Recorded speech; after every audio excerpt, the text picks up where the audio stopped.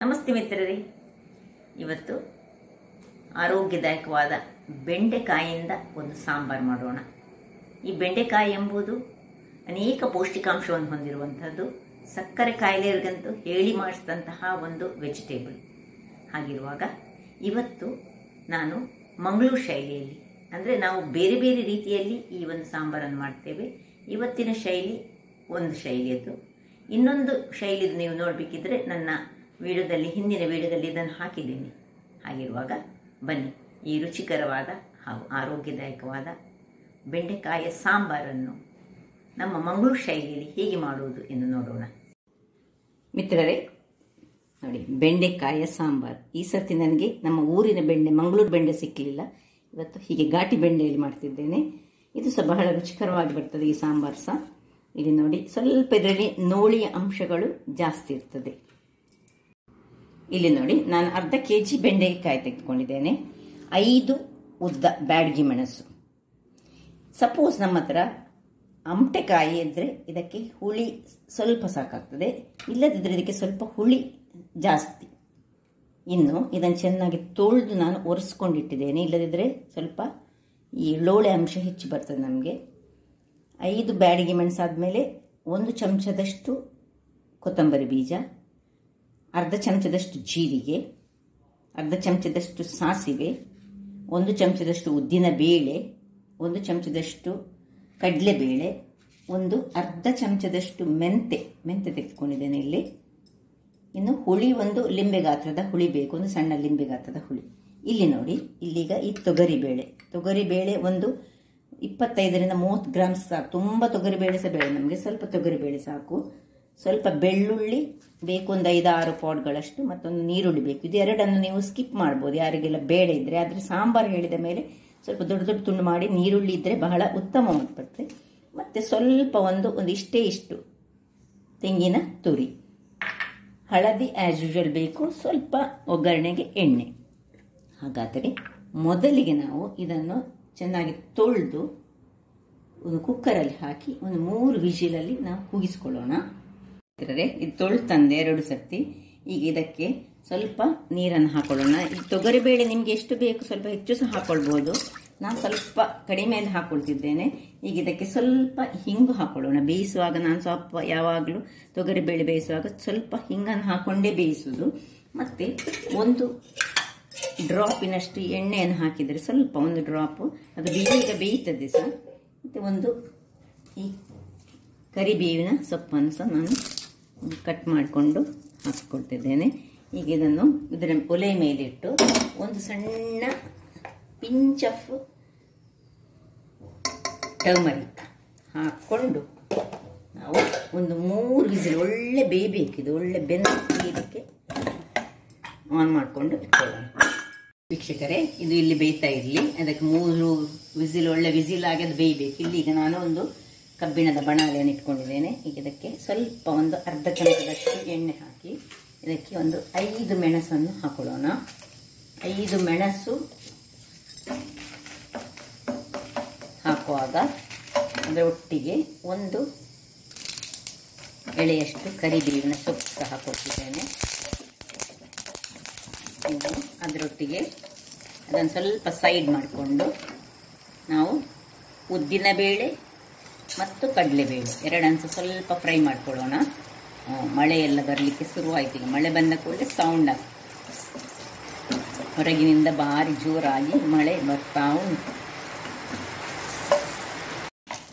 ನೋಡಿ. ಉದ್ದಿನ ಬೇಳೆ ಸ್ವಲ್ಪ ಘಮ ಬರುವಾಗ ಈ ಕೊತ್ತಂಬರಿ, ಜೀರಿಗೆ, ಮೆಂತೆ, ಸಾಸಿವೆ ಎಲ್ಲವನ್ನು ಸಹ ಹಾಕ್ಕೊಳ್ತಿದ್ದೇನೆ. ಇದು ಇದರಲ್ಲಿ ಒಳ್ಳೆ ಫ್ರೈ ಆಗಬೇಕು. ತುರಿಯಿಗೆ ಸ್ವಲ್ಪ ಉದ್ದಿನ ಬೇಳೆ ಮತ್ತು ಕಡಲೆಬೇಳೆ ಫ್ರೈ ಆಗ್ತಾ ಆದರೆ ಬಹಳ ಉತ್ತಮ.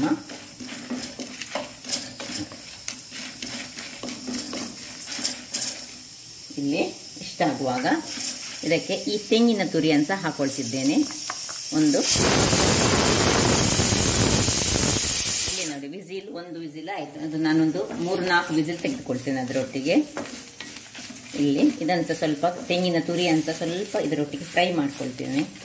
ಜಸ್ಟ್ ಸಣ್ಣ ಉರಿಯಲ್ಲಿ ಸ್ವಲ್ಪ ಫ್ರೈ ಮಾಡಿ ಇದಕ್ಕೆ ಸ್ವಲ್ಪ ಹಳದಿಯನ್ನು ಹಾಕೊಳ್ಳೋಣ. 1 ಚಮಚದಷ್ಟು ಹಳದಿ ಹಾಕ್ಕೊಂಡು ಸ್ವಲ್ಪ ಇನ್ನು ಸಹ ಒಳ್ಳೆ ಫ್ರೈ ಆಗಲಿ ಅದು ಎಣ್ಣೆಯಲ್ಲಿ. ಇನ್ನು ಇದನ್ನು ಆಫ್ ಮಾಡಿಕೊಳ್ಳೋಣ.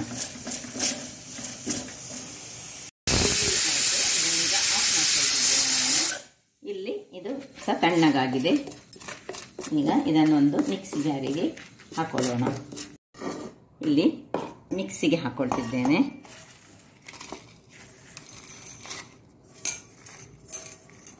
ಇದಕ್ಕೀಗ ನಾನು ಬೇರೆ ಏನು ಹಾಕೊಳ್ತಾ ಇಲ್ಲ. ನೀರು ಹಾಕಿ ಇದನ್ನು ರುಬ್ಬಿಕೊಳ್ತೇನೆ. ಅದರ ಮೊದಲು ಇಲ್ಲಿ ಸ್ವಲ್ಪ ಒಂದು ಸಣ್ಣ ಬೌಲಲ್ಲಿ ನೀರನ್ನು ತೆಗೆದುಕೊಂಡು ಸ್ವಲ್ಪ ನೀರು ತೆಗೆದುಕೊಂಡು ಈ ಹುಳಿ ಏನುಂಟು ಅದನ್ನು ಸ್ವಲ್ಪ ನೀರಾಗಲಿಕ್ಕೆ, ಅಂದರೆ ಅದರದ್ದು ಹುಳಿಯ ನೀರಿನ ಅಂಶ ಬಿಡಬೇಕು, ಹಾಗೆ ಇದರಲ್ಲಿ ಮುಳುಗಿಸಿಟ್ಕೊಳ್ತೇನೆ. ಇದಕ್ಕೆ ಸ್ವಲ್ಪ ನೀರನ್ನು ಹಾಕ್ಕೊಂಡು ಒಳ್ಳೆ ಫೈನಾದ ಗ್ರೈಂಡ್ ಮಾಡಿ ತರ್ತೇನೆ. ವೀಕ್ಷಕರೇ, ಇಲ್ಲಿ ನೋಡಿ ಒಳ್ಳೆ ಗ್ರೈಂಡ್ ಆಗಿ ಬಂದು. ತುಂಬ ಫೈನ್ ಬೇಡ, ಸಾಧಾರಣ ಹದದಲ್ಲಿ ಆದರೆ ಸಾಕು. ಮಾತ್ರ ಕಸ್ಕಸ ಇರಬಾರ್ದು. ಸ್ವಲ್ಪ ಈ ಮೀನಿನ ಹಾಗೆ ಅಲ್ಲ, ಇದು ತುಂಬ ಅಂದರೆ ಸ್ವಲ್ಪ ಕಸ್ಕಸ್ ಇರಬೇಕು, ತುಂಬ ಕಸ್ಕಸ್ ಇರಬಾರ್ದು. ಓಕೆ, ಇದನ್ನೀಗ ಪಕ್ಕಕ್ಕೆ ಇಟ್ಕೊಳ್ತಿದ್ದೇನೆ. ಇಲ್ಲಿ ನಾನು ಬೆಂಡೆಯನ್ನು ನೋಡಿ ಸ್ವಲ್ಪ, ಇದು ಸಾಂಬಾರಲ್ಲ, ಅದನ್ನು ಸ್ವಲ್ಪ ದೊಡ್ಡ ದೊಡ್ಡದಾಗಿ ಹೀಗೆ ಅಡ್ಡದಲ್ಲಿ ಕಟ್ ಮಾಡಬೇಕು. ಯಾಕಂದರೆ ಅದರಲ್ಲಿ ಇಲ್ಲಿ ಆದರೂ ಈ ಹುಳಗಳಲ್ಲಿದ್ದರೆ ನಮಗೆ ಅದು ಗೊತ್ತಾಗ್ತದೆ. ಎಲ್ಲ ಒಂದ್ಸೀಗ ಬೆಂಡೆಕಾಯನ್ನು ಹೀಗೆ ಸ್ವಲ್ಪ ದೊಡ್ಡ ದೊಡ್ಡದಾಗಿ ಇದನ್ನು ತೆಗೆದುಕೊಂಡು ಮೇಲಿದ್ದು ತೆಗೆದು ಒಂದು 3, ಇದು ಈಗ ಸಣ್ಣ ಸಣ್ಣ ಬೆಂಡೆ ಆದ್ರಿಂದ 3 ಭಾಗಗಳಾಗಿ ಇಷ್ಟು ದೊಡ್ಡದಾಗಿ ಮಾಡ್ಕೊಳ್ತಿದ್ದೇನೆ. ಓಕೆ, ಒಳ್ಳೆ ಬೆಂಡೆಕಾಯನ್ನು ಕಟ್ ಮಾಡಿ ಇಟ್ಕೊಂಡೆ. ಸ್ವಲ್ಪ ನೋಡಿ ಒಂದಿಷ್ಟು ಕೊತ್ತಂಬರಿ ಸೊಪ್ಪನ್ನು ಕಟ್ ಮಾಡಿಕೊಂಡೆ. ಆಲ್ರೆಡಿ ಹುಳಿ ನೀರು ರೆಡಿ ಉಂಟು. ಇದೆಲ್ಲ ಬೆಂಡೆಕಾಯಿ ಮಾಡೋ ಮೊದಲು ನಾವು ಈ ನೀರುಳ್ಳಿಯನ್ನು ಕಟ್ ಮಾಡಿ ಇಲ್ಲಿಗ ಗ್ಯಾಸನ್ನು ಒರೆಸಿಕೊಂಡು ಸುರಿಗೆ ನಾವು ಏನು ಮಾಡ್ಕೊಳ್ಬೇಕು ಹೇಳಿದ್ರೆ 1 ಚಮಚದಷ್ಟು ತೆಂಗಿನ ಎಣ್ಣೆಯನ್ನು ಹಾಕ್ಕೊಂಡು ಈ ಒಂದು ಬೆಂಡೆಕಾಯನ್ನು ಸ್ವಲ್ಪ ಜಸ್ಟ್ ಒಂಥರ ಎಣ್ಣೆಯಲ್ಲಿ ಹೀಗೆ ಬಾಳಿಸ್ಕೊಳ್ಳೋಣ. ಅದರೊಟ್ಟಿಗೆ ಈ ಒಂದು ನೀರುಳ್ಳಿ ಅಂತ ಹಾಕೊಳ್ತಿದ್ದೇನೆ ನಾನು. ಸ್ವಲ್ಪ ಎಣ್ಣೆಯಲ್ಲಿ ಅದು ಹೀಗೆ ಫ್ರೈ ಆಗಲಿ. ಹಾಗಾದರೆ ಅದರದ್ದು ಈ ನೋಳಿ ಉಂಟಲ್ಲ ಅದು ಕಡಿಮೆ ಆಗ್ತದೆ, ನೋಳಿಯ ಅಂಶ. ಇಷ್ಟ ಆಗುವಾಗ ಸ್ವಲ್ಪ ಇದು ಬಾಡುವಾಗ ನಾವು ಇದಕ್ಕೆ ಈ ಹುಳಿಯ ನೀರನ್ನು ಇದಕ್ಕೆ ಹಾಕೊಳ್ಳೋಣ. ಹುಳಿಯ ನೀರು ಒಳ್ಳೆ ತೆಗೆದು ಇನ್ನು ಸ್ವಲ್ಪ ಉಪ್ಪನ್ನು ಹಾಕೊಳ್ತಿದ್ದೇನೆ.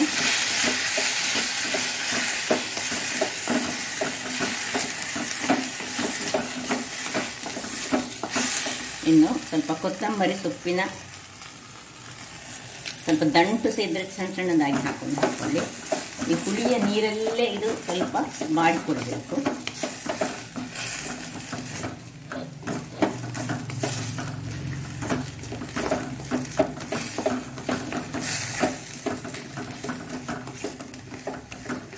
ಇನ್ನು ಇಲ್ಲಿ ನೋಡಿ ಇದು ಬೆಂದಿದೆ.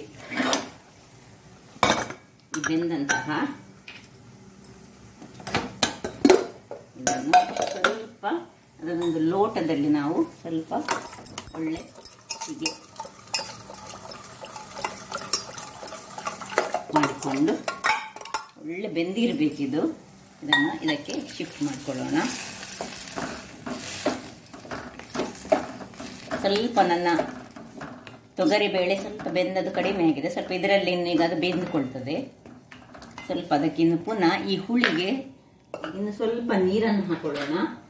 ನೀರನ್ನು ಹಾಕ್ಕೊಂಡು ಪುನಃ ಹುಳಿಯ ನೀರು ಸ್ವಲ್ಪ ತೆಗೆದು ಅದೇ ಹುಳಿ ಅದರಲ್ಲಿರುವ ಎಲ್ಲ ಅಂಶಗಳನ್ನು ನಾವು ತೆಗೆದುಕೊಳ್ಳೋಣ. ಇದನ್ನು ಇದಕ್ಕೆ ಶಿಫ್ಟ್ ಮಾಡಿಕೊಳ್ಳೋಣ. ನೋಡಿ ಹಾಕಿ ಎಲ್ಲವನ್ನು ಹಾಕ್ಕೊಂಡು ಇದನ್ನು ಸ್ವಲ್ಪ ಹೊತ್ತು ಮುಚ್ಚಳವನ್ನು ಮುಚ್ಚಿಕೊಂಡು ನಾವು ಇದನ್ನು ಬೇಯಿಸಿಕೊಳ್ಳೋಣ. ವೀಕ್ಷಕರೇ ನೋಡಿ ಒಂದು ಕುದಿ ಬಂತು. ಒಂದು ಕುದಿ ಬರುವಾಗ ಈಗ ಏನು ಮಸಾಲ ನಾವು ಮಾಡಿದ್ದೇವೆ ನೋಡಿ ಅದನ್ನು ಇದಕ್ಕೆ ಶಿಫ್ಟ್ ಮಾಡ್ಕೊಳ್ಳೋಣ. ಇದರಲ್ಲೇ ಅದು ಮಸಾಲದೊಟ್ಟಿಗೆ ಒಳ್ಳೆ ಬೇಯಬೇಕು.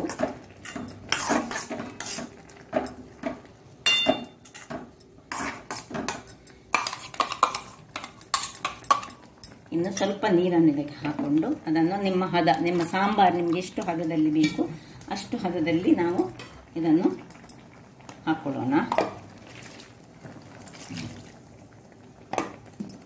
ಇನ್ನೊಂದು ನಾವು ರೀತಿಯಲ್ಲಿ ಮಾಡ್ತೇವೆ. ಹೀಗೆ ಸಾಂಬಾರನ್ನ ಅಲ್ಲದೆ ಸಿಂಪಲ್ ಆಗಿ ಏನು ಕಡಲೆಬೇಳೆ ಎಲ್ಲ ಹುರಿಯದೆ ಅಂಥದ್ದನ್ನು ನನ್ನ ಚಾನಲ್ನಲ್ಲಿ ನಾನು ಮುಂಚೆ ಮಾಡಿದ್ದೇನೆ. ಅದನ್ನು ನೀವು ನೋಡ್ಬೋದು ಬೇಕಿದ್ರೆ. ಅದು ಅಥೆಂಟಿಕ್ ಆಗಿ ನಮ್ಮ ಹಿರಿಯರು, ಅಂದರೆ ನಮ್ಮ ತುಳುನಾಡಿನ ಹಿರಿಯರು ಮಾಡ್ತಿದ್ದಂಥದ್ದು. ಇದಕ್ಕೆ ಸ್ವಲ್ಪ ಒಂದು ಸಣ್ಣ ತುಂಡು ಬೆಲ್ಲವನ್ನು ಬೇಕಿದ್ರೆ ಹಾಕೊಳ್ಬೋದು, ಬೇಡದಿದ್ರೆ ಹಾಕದಿದ್ರೆ ಸಹ ನಡೀತದೆ. ಸಣ್ಣ ಬೆಲ್ಲವನ್ನು ಹಾಕೊಳ್ತೇನೆ.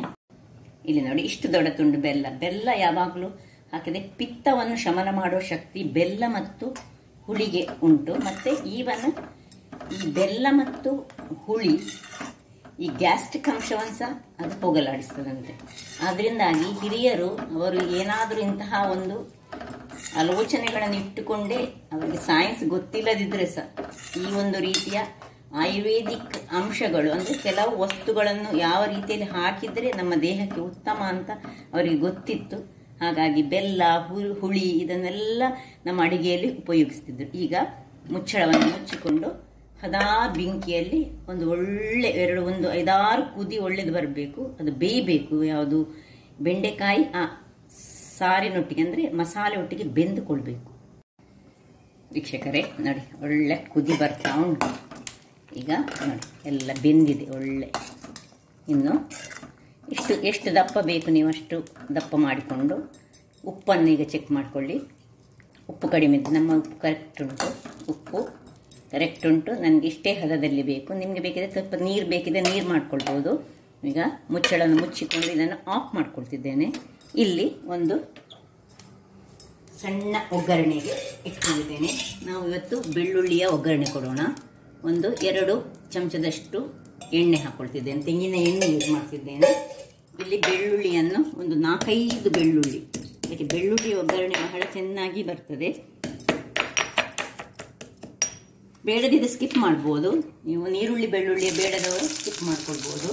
ಬೆಳ್ಳುಳ್ಳಿ ಸ್ವಲ್ಪ ಅದರಲ್ಲಿ ಬಾಡ್ಕೊಳ್ಳಿ. ಕಲರ್ ಚೇಂಜ್ ಆಗಬೇಕು, ಸ್ವಲ್ಪ ಒಳ್ಳೆ ಫ್ರೈ ಆಗಬೇಕು ಬೆಳ್ಳುಳ್ಳಿ. ಅದರಲ್ಲಿ ಈ ಬೆಳ್ಳುಳ್ಳಿ ಮತ್ತು ಅದರ ಎಣ್ಣೆ ಒಟ್ಟಿಗೆ ಸೇರಿಕೊಂಡು ಅದರ ಪರಿಮಳ ಬಹಳ ಉತ್ತಮವಾಗಿ ಬರ್ತದೆ. ಇನ್ನು 1 ಚಮಚದಷ್ಟು ನಾವು ಸಾಸಿವೆ ಹಾಕ್ಕೊಂಡಿದ್ದೇನೆ ನಾನು. ಸಾಸಿವೆ ಒಟ್ಟಿಗೆ ಕರಿಬೇವಿನ ಸೊಪ್ಪು ಹಾಗೂ 1 ಕೆಂಪು ಮೆಣಸು. ಇದು ನಮ್ಮದು ಕಾಮನ್. ಹೆಚ್ಚಾಗಿ ಈ ಒಗ್ಗರಣೆ ಎಂಬುದು ಸಾಧಾರಣ ನಾವು ತುಳುನಾಡಿನವರು ಇದೇ ರೀತಿಯಲ್ಲಿ ಕೊಡುವಂತಹ ಒಗ್ಗರಣೆ. ಈಗ ಅದಕ್ಕೆ ಒಂದು ಹಿಡಿಯಷ್ಟು ಈ ಕೊತ್ತಂಬರಿಯ ಸೊಪ್ಪು, ಅದಕ್ಕೆ ಚಾಪ್ ಮಾಡಿದಂಥದನ್ನು ಹಾಕ್ಕೊಂಡು ಸ್ವಲ್ಪ ಅದರಲ್ಲೇ ಬಾಡುವ ಹಾಗೆ ಮಾಡಿಕೊಂಡು ಆಫ್ ಮಾಡ್ಕೊಳ್ತಿದ್ದೇನೆ. ಸ್ವಲ್ಪ ಅದರಲ್ಲೇ ಬಾಡಲಿ ಅದು.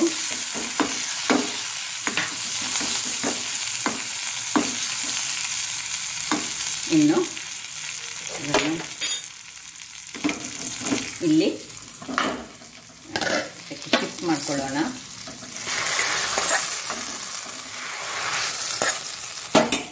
ಕೂಡಲೇ ಮುಚ್ಚಳ ಮುಚ್ಚಿ, ಒಗ್ಗರಣೆ ಕೊಟ್ಟ ಕೂಡಲೇ ಮುಚ್ಚಳ ಮುಚ್ಚಿಕೊಳ್ಬೇಕು. ವೀಕ್ಷಕರೇ, ಸರ್ವ್ ಮಾಡೋಣ. ನೋಡಿ ಎಷ್ಟು ಚೆನ್ನಾಗಿ ಬಂದಿದೆ. ರುಚಿ ಅಂತೂ ಸೂಪರ್ಬ್ ಆಗಿರ್ತದೆ. ನಾವು ಕರಾವಳಿಗರು ವಿಧ ರೀತಿಯಲ್ಲಿ ಇಂತಹ ಒಂದು ಇದರನ್ನು ತರತರದ ಸಾಂಬಾರುಗಳನ್ನು ಮಾಡ್ತೇವೆ. ನಮ್ಮ ಗ್ರೇವಿ ಒಂದು ಬೇರೆ ಇರ್ತದೆ, ಮತ್ತೊಂದು ಉಪ್ಕರಿ ಮಾಡ್ತೇವೆ, ಅದು ಸಹ ಊರಿನದ್ದು. ಬೆಂಡೆಕಾಯಿ ನಮ್ಮ ಮಂಗಳೂರಿನಲ್ಲಿ ಬೆಳೆಯುವಂಥ ಬೆಂಡೆಕಾಯಿ, ಉಡುಪಿ ಮಂಗಳೂರು ಸೈಡ್ನಲ್ಲಿ ಬೆಳೆಯುವಂಥ ಬೆಂಡೆಕಾಯಿ ಇರ್ತದೆ, ಬಿಳಿ ಬೆಂಡೆಕಾಯಿ. ಆದರೆ ಕರಾವಳಿಯಲ್ಲಿ ಅದು ಬೆಳೀತದೆ. ಅಂತಹ ಬೆಂಡೆಕಾಯಿಯಿಂದ ಒಂದು ಉಪ್ಕರಿ, ಸಾಂಬಾರು, ಸಾರು, ಸೂಪರ್ಬಾದ ರೆಸಿಪಿಗಳನ್ನು ಈ ಒಂದು ಬೆಂಡೆಕಾಯಿಂದ ತಯಾರಿಸ್ತೇವೆ. ನೋಡಿ ಹೇಗಾಯಿತು ನೋಡಿದ್ರಲ್ಲ ವೀಕ್ಷಕರೇ, ಒಂದು ಸುಲಭ ರೀತಿಯಲ್ಲಿ ಪಟಪಟನೆ ಮಾಡುವಂತಹ ಸಾಂಬಾರು. ಹಾಗಾದರೆ ನನ್ನ ಕುಕಿಂಗ್ ಚಾನಲ್ ನಿಮಗೆ ಇಷ್ಟ ಆದರೆ ಬೋಡೂರು ಸುವರ್ಣ ಚಾನಲನ್ನು ಲೈಕ್ ಮಾಡಿ, ಶೇರ್ ಮಾಡಿ ಹಾಗೂ ಸಬ್ಸ್ಕ್ರೈಬ್ ಮಾಡಿ ಹಾಗೂ ನನ್ನ ಇನ್ಸ್ಟಾಗ್ರಾಮ್ ಪೇಜನ್ನು ಫಾಲೋ ಮಾಡಿ. ಧನ್ಯವಾದಗಳು.